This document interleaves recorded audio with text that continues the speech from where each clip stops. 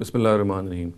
جہاد جو قرآن مجید میں بیان ہوا ہے، اس سلسلے میں ہمیں یہ بھی دیکھنا چاہیے کہ کیا قرآن مجید سے پہلے جو آسمانی صحائف نازل ہوئے ان میں جو جہاد بیان ہوا ہے وہ کیا قرآن مجید کی مطابقت ہی میں بیان ہوا ہے؟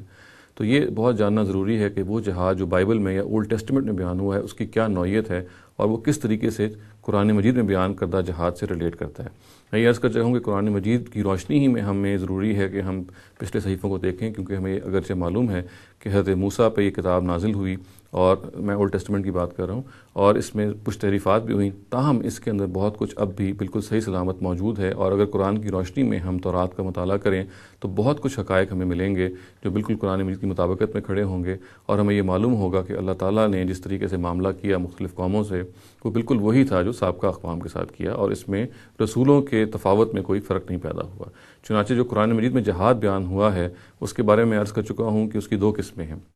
ایک جہاد وہ ہے کہ جو عام طور سے نبی صلی اللہ علیہ وسلم اور ان کے کمپیننز کے ساتھ، یا دوسرے لفظوں میں آپ یہ کہیے کہ جو صرف اور صرف اللہ تعالیٰ کے میسنجرز کے ساتھ خاص ہے، وہ ہستیاں جن کو اللہ تعالیٰ رسالت کے منصب پر فائز کرتے ہیں، یہ اس کے ساتھ خاص معاملہ ہے۔ اور یہ کیا ہے کہ اللہ تعالیٰ منکرین حق کو دنیا ہی میں سزا دیتے ہیں، اور یہ جو سزا ہے اس کی بھی دو نوعیتیں ہوتی ہیں۔ بعض دفعہ یہ ہوتا ہے کہ ان منکرین حق کو آسمانی عذاب سے ان کو تہس نہس کیا جاتا ہے، آپ یہ کہہ لیجیے کہ نیچرل ڈیزاسٹرز ہیں جن کو ان کو تہس نہس کرتے ہیں، اور بعض دفعہ اہل ایمان کی تلواروں سے ہی سارا معاملہ ہوتا ہے۔ تو یہ وہ جہاد ہے جو اسپیسیفک ہے اللہ تعالیٰ کے رسولوں سے اور ان لوگوں سے جن کو اللہ تعالیٰ نے رسالت کے منصب پہ فائز کیا۔ اس کے ساتھ ساتھ وہ جہاد بھی قرآن مجید میں بیان ہوا ہے کہ جس کو ظلم و عدوان کے خلاف کیا جاتا ہے، جس کو پرسیکیوشن کے خلاف کیا جاتا ہے، اور یہ وہ جہاد ہے جو آج بھی باقی ہے۔ پہلا جہاد جیسا کہ میں نے عرض کیا وہ اسپیسیفک تھا اللہ تعالیٰ کے رسولوں سے اور ان ہستیوں سے جن کو اللہ تعالیٰ نے رسالت کے منصب پہ فائز کیا،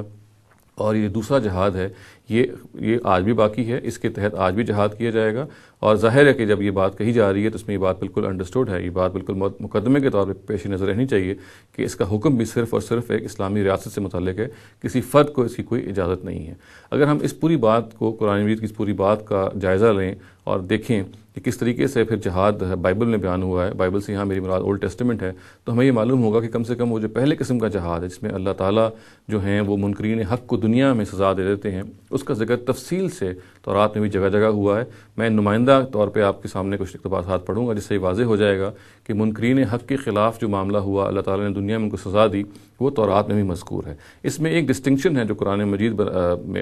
اس کا ملحوظ رکھتا ہے، اور یہی ڈسٹنکشن کو اگر ہم ملحوظ رکھیں تو ہم یہ جان سکتے ہیں کہ تورات میں بھی اس کو غالباً ملحوظ رکھا گیا، چونکہ ہمیں معلوم ہے کہ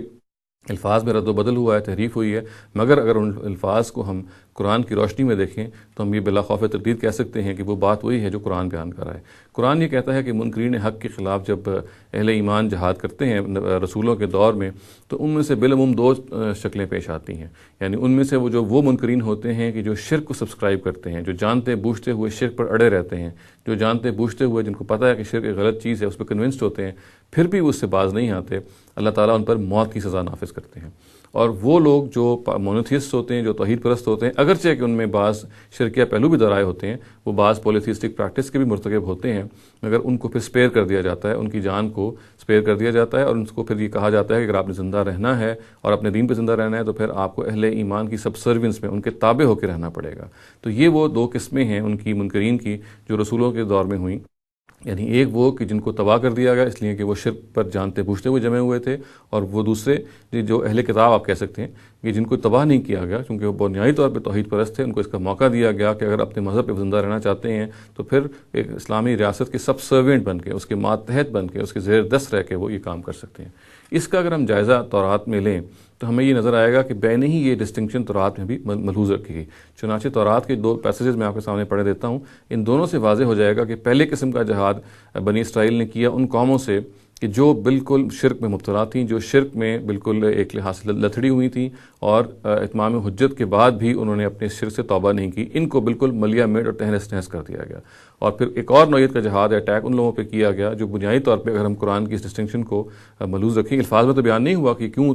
فرق کیا گیا تورات میں، مگر قرآن کے اس بیان کی روشنی میں ہم یہ کہہ سکتے ہیں کہ اگر کچھ لوگوں کو زندہ رکھا گیا، ان کو موقع دیا گیا کہ وہ رہیں اپنے مذہب پہ، تو اس کی شاید بنیاد یہی تھی کہ وہ توحید پرست ہے۔ ان دونوں اقتباسات کو میں الگ الگ آپ کے سامنے پڑھ دیتا ہوں۔ پہلا اقتباس وہ ہے جس سے یہ معلوم ہوتا ہے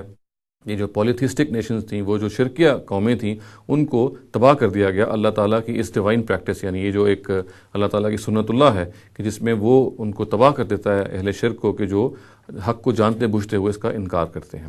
اس کا ذکر تورات میں بہت جگہوں پہ ہوا، جیسا کہ میں نے عرض کیا۔ میں نمائندہ طور پہ آپ کے سامنے کتاب استثناء کا جو باب نمبر 7 ہے، چیپٹر نمبر 7، اس کی جو پہلی 5 آیتیں ہیں وہ پڑھ دیتا ہوں۔ وہ کچھ یوں ہیں کہ جب خداوند تیرا خدا تجھ کو اس ملک میں داخل کرے جس کے وارث ہونے کے لیے تو جاتا ہے، اور تیرے سامنے بہت سی قوموں کو جڑ سے اکھاڑ ڈالے، یعنی ہتیوں اور جرجاشیوں اور اموریوں اور کنانیوں اور فروزیوں اور ہویوں اور یبوسیوں کو، جو 7 بڑی اور تجھ سے زیادہ زور آور قومیں ہیں، اور جب خداوند تیرا خدا ان کو تیرے ہاتھ میں دے دے اور تو ان کو مارے، تو انہیں بالکل ہلاک کرنا۔ یعنی یہ الفاظ جو قابل غور ہیں وہ یہ ہے کہ ان کو بالکل ہلاک کر دینا، گویا کہ ان کو بالکل ختم کر دینا۔ تو ان کے ساتھ کوئی عہد نہ باندھنا اور نہ ان پر مہربانی کرنا، تو ان کے ساتھ بیاہ نہ کرنا، اپنی بیٹی ان کے بیٹے کو نہ دینا، ان کی بیٹی اپنے بیٹے کے لیے نہ لینا، کیونکہ وہ تیرے بیٹے کو میری پیروی کرنے سے بہکائیں گی کہ وہ دوسرے معبودوں کی بندگی کرے۔ تب خداوند کا غضب تم پر بھڑکے گا اور وہ تم کو جلد نابود کر دے گا۔ بلکہ تم ان سے یوں کرنا کہ تم ان کے مذبحوں کو ڈھا دو اور ان کے ستونوں کو توڑ دو، ان کے کھمبوں کو کاٹ ڈالو اور ان کی تراشی ہوئی مورتوں کو آگ میں جلاؤ۔ تو یہ وہ اقوام تھی کہ جو شرک میں لتمت تھی، اور اللہ تعالیٰ نے اتمام حجت کے بعد پھر بنی اسرائیل سے کہا کہ وہ ان اقوام کو تہس نہس کر دیں، اور جیسے کہ الفاظ بتا رہے ہیں کہ ان سے کوئی عہد نہ باندھنا، ان کو ٹوٹلی ختم کر دینا، ان کو بالکل ہلاک کر دینا۔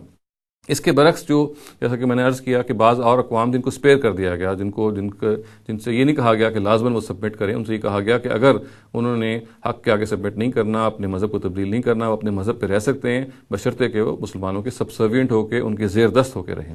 یہ ان کا ذکر بھی کتاب استثناء کے ایک اقتباس سے بالکل واضح ہوتا ہے۔ یہ باب نمبر 20 ہے، باب 20 ہے، اور اس کی جو آیت نمبر 10 سے 15 ہے میں آپ کے سامنے پڑھ دیتا ہوں۔ اس میں آپ بالکل واضح ہو جائے گا کہ یہ وہ توحید پرست لوگ تھے کہ جن کو پھر سپیئر کیا گیا، جن کی زندگیوں کو کہا گیا کہ وہ زندہ رہ سکتے ہیں اپنے مذہب پہ اگر وہ اہل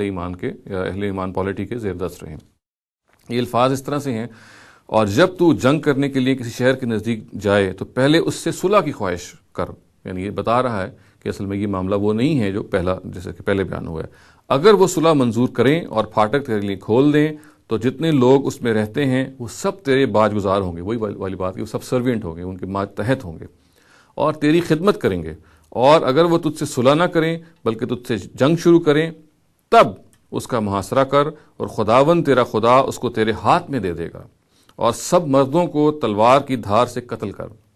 مگر عورتیں اور بچے اور چوپائے اور اس شہر کی سب لوٹ کو اپنے لیے لے، اور اپنے دشمنوں کی تمام غنیمت کو کھا جا جو خداوند تیرے خدا نے تجھے دی ہے، اور اسی طرح تو ان سب شہروں سے کر جو تجھ سے بہت دور ہیں اور جو ان قوموں کے شہروں میں سے نہیں ہیں۔ تو یہ اقتباس ہمیں یہ بتاتا ہے کہ وہ لوگ جو توحید پرست تھے ان سے یہ مطالبہ نہیں تھا، یعنی ان کے ساتھ یہ معاملہ نہیں تھا کہ ان کو لازماً ڈسٹروائے کر دیا جائے گا، لازماً ان کو ہلاک کر دیا جائے گا، بلکہ وہ باج گزار بن کے رہ سکتے تھے۔ اور ہم یہ استنباط کر سکتے ہیں کہ یہ جو لیٹیٹیوڈ ہے، یہ جو لینینس ہے، یہ جو ایک ریاست رعایت دی گئی ہے، غالباً اسی وجہ سے دی گئی تھی کہ یہ لوگ بنیادی طور پہ توحید پرست ہیں۔ چنانچہ ہم بلا خوف تردید اس مطالعے کے بعد یہ کہہ سکتے ہیں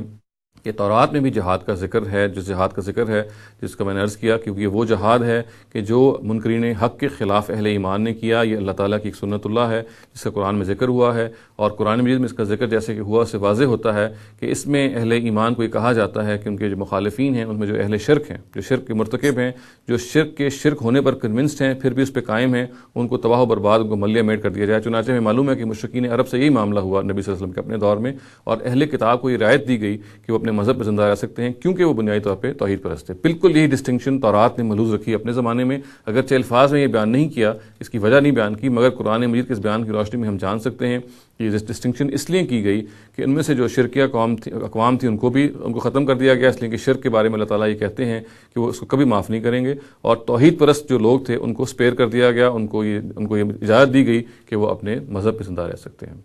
اقول قولی ھذا واستغفر اللہ لی ولکم ولسائر المسلمین والمسلمات۔